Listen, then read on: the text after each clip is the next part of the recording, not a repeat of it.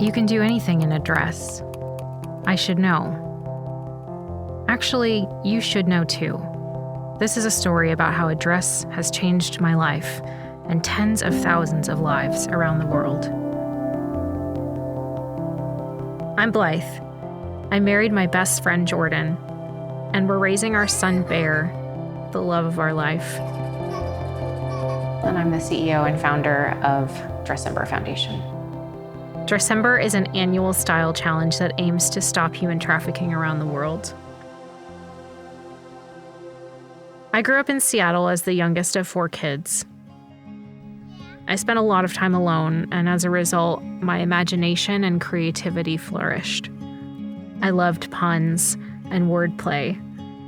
And so there was a time when I wanted to start a quilting business. I'll call it quilty as charged. I had never made a quilt in my life. Another idea I had was the neck-it, a jacket for your neck.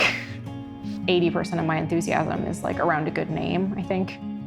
I was getting my master's in English at that point, just had no social life, no time for anything, but needed a creative outlet. So I thought, okay, well, I have to get dressed every day, so maybe that's my opportunity to add a little creativity to my life. I decided to create a style challenge where I'd wear dresses every day in the month of December.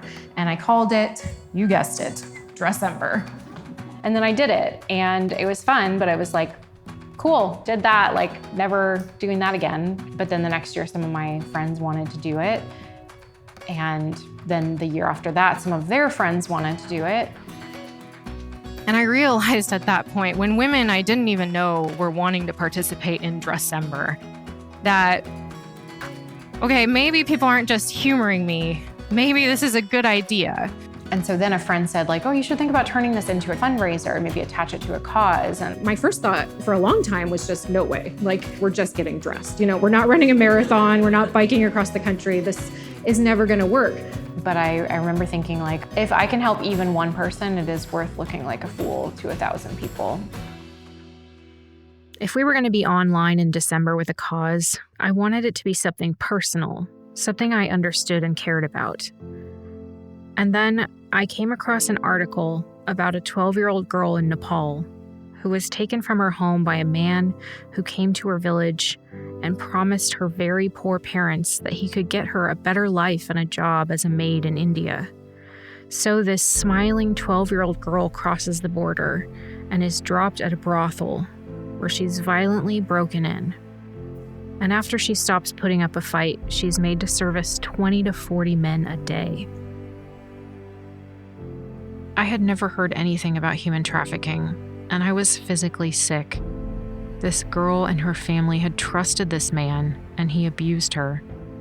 And I knew right then that I had to get involved, because I had felt that way too. The reason this issue is so personal to me is because I have my own story of child sexual abuse. When I was around 4 years old, I was molested. I still don't have access to all the memory details, except that my crying is what made him stop. Any survivor will tell you about the years of guilt and shame that comes with being hurt like that, and how you can't help but ask yourself questions like, what did I do wrong to have this happen to me? Can someone love me now? Or do I even matter? But I was born in a place where I had access to support and therapy and years of healing. And I realized not only am I worthy of love, but also if the same resources were there for everyone, recovery like that is possible all over the world. And I also realized that sex trafficking is preventable. Because of my experience of child sexual abuse, I care deeply about the rampant abuse happening to women and girls worldwide. As I've taken a stand for the millions of women and girls who have experienced sexual exploitation, I'm also taking a stand for little Blythe. I've experienced healing, and it's now become my life's work to bring that same healing to others. But it wasn't easy to find a way to do that. I felt this frustration of trying to fit myself into a box that was not me. My skills didn't seem to line up with contributing and engaging in the fight in a significant way. I'm someone who's interested in fashion and trend analysis, writing and puns. My skills, my interests started to feel shallow in the grand scheme of things. And then finally in 2013, which was year 5 of Dressember as a style challenge, I was like, okay, we're gonna do this. We're gonna turn this fun, lighthearted thing into a campaign to end sexual exploitation across the world. And I remember thinking, we're gonna go big, we're gonna aim high, we're gonna try to raise $25,000, which felt like a huge, scary goal. And then we hit my huge, scary goal on the 3rd day of the campaign. And I realized I needed to start dreaming bigger because the few girls wearing dresses for fun had become a global community of over 1,200 women in 32 countries who collectively raised over $165,000 in a month. Seeing my idea outgrow me to the point that I am running to keep up with it, that I can't dream big enough and I'm inviting others to dream bigger with me. So initially we had one partner, International Justice Mission. They're the world's largest and leading anti-trafficking organization. They've rescued tens of thousands of people across the world. And then as we grew, we expanded our partnership network. I think what's been most helpful for me as I lead Dressember is reminding myself I alone am not going to solve this issue. A lot of the best ideas are going to come from outside of myself, and I need to stay open to those. Like I remember the first guy I saw who put on a tie, he used the Dressember hashtag and posted like, I care about this issue too, and I'm trying to raise some money. And I thought that was the best idea. And then we made it like an official part of our marketing. So I was diagnosed with breast cancer, which meant it was gonna be a long haul of chemotherapy, infusions after double mastectomy. I wasn't sure if I was gonna be able to participate in Dressember. I didn't know how I was gonna feel, but my kids reminded me that I could wear a tie. The tie saved me from having to get dressed into a dress, and I embraced that tie. It's been really fun to see people get really creative. If we have a hashtag, you can do anything in a dress. Like just all these really like empowering things. And it started as like a reaction to like, oh, I would wear a dress, but I have to do XYZ, or like, well, no, you can do anything in a dress and some leggings. December day 15. Every single day in December, I'm wearing a dress and sharing a fact about human trafficking in order to raise awareness and money for anti-human trafficking efforts. Hey friends, day 29 of Dressember. I am so thankful for all of the support that everybody's given. It's been amazing. Now it's time to push hard to the finish. We couldn't believe everything people were doing in a dress. We were changing lives with a simple change of clothes. We can do anything in a dress. We're doing something that's a little bit silly to really fight something that's anything but silly. And I think that's a great way to kind of keep it lighthearted, because the subject matter is very dark. It strikes a really important balance to make it palatable and accessible for people. It's a $150 billion a year business by most estimates. The amount of money made every year selling children, with that money you could buy every single Starbucks franchise in the world, every single NBA franchise, every team, and still have enough money left over to send every child in America to college for 4 years. Human trafficking is absolutely happening in every country of the world. In the US, to kids coming out of the foster system or homeless youth. I was a really angry kid when I transitioned back to my birth mom. Foster kids, they need someone to paint a picture for them that highlights a different vision than what they've known. But without that, they're vulnerable to people who compose a picture that's malicious. They're going after the most vulnerable people who don't have anyone, a support system, anybody to care for them. 2009, the economy hit, and then I lost my job. That's when I did meet my abuser. Because I was like 20-something years old down Skid Row. He acted like my boyfriend, and he told me that we were gonna be together, and I had to do what I had to do because I had a felony, and that's how I got trafficked. Statistically, 70% of women who are trafficked into the commercial sex industry. So that's prostitution, brothels, strip clubs, all of that. Refugees are extremely vulnerable to trafficking. The trafficking route from Nepal into India is perhaps one of the largest trafficking routes in the world, with an estimated 12,000 women and girls every year. I just see myself in those kids. They look like me. I won the lottery by being born in California, Laguna Beach. But I easily could have been that other kid. None of us choose where we're born, but we can choose what we do with our life.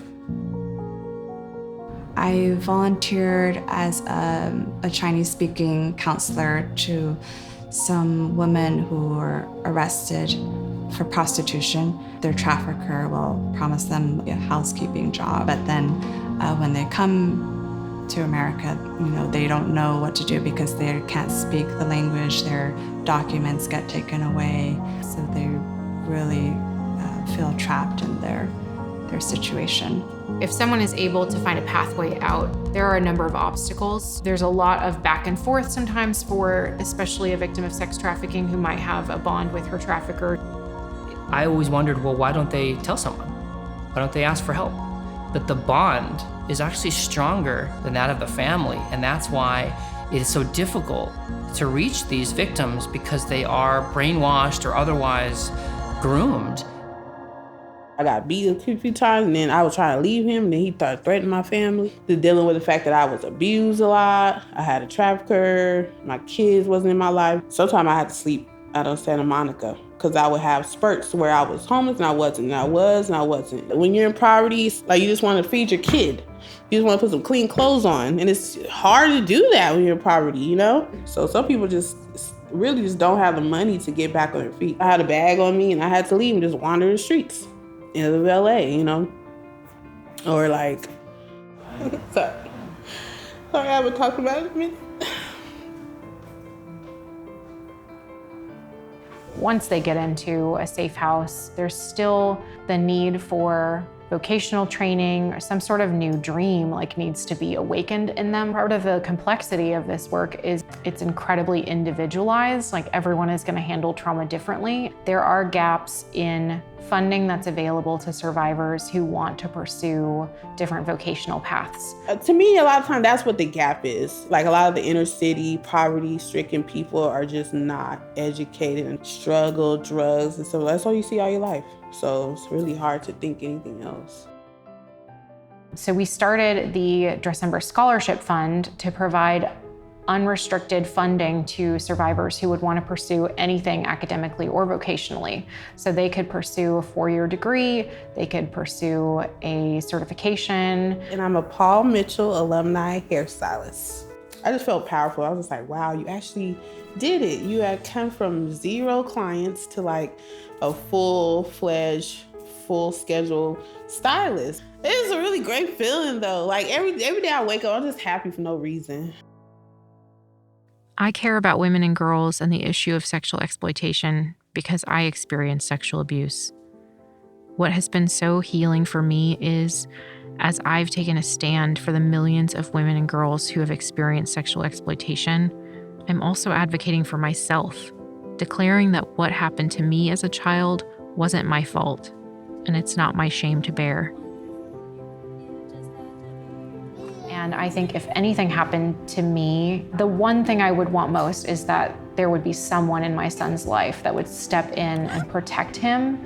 And I want him to become a man who protects others. Of course, having a child just puts so much in perspective because the love that you have for your child is so, it's like nothing else. And I just look at her and I think, I've been doing all of this for her.